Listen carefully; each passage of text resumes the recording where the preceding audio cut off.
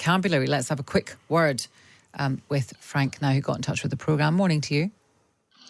Hi, Asma. How did you encourage oracy among your students when you were a university lecturer? Well, it's giving them the opportunities to feel comfortable in an environment where they can communicate effectively, and that tends to involve, I think, probably more small group learning, more small group teaching, and building students. You've got a wide variety of levels of confidence among students when they arrive, but within the space of an academic year, you can massively improve people's oral communication skills just by giving them the opportunity to practice in a relatively non-confrontational, non-judgmental environment. Yeah. Sorry. Yeah.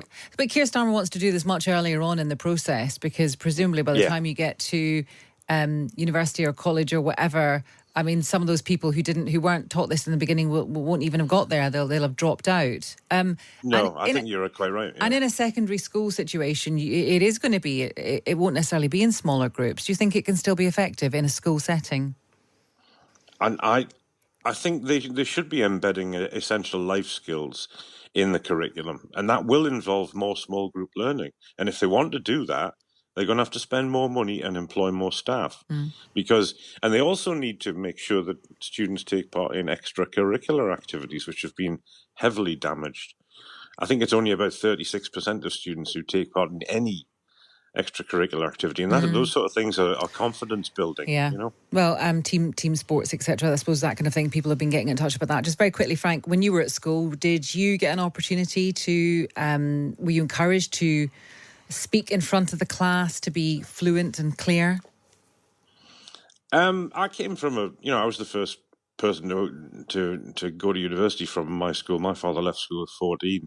I was fortunate. I got a council bursary to go to what would be a fee-paying school. But I came from a fairly ordinary background, and so I was lucky. That opportunity is only available to about 1% of kids, and so I was fortunate in that I was sort of pushed into an environment where those things were more natural. In state schools where my daughter teaches, those opportunities are nowhere near as often. Yeah, well, let's see if that changes, if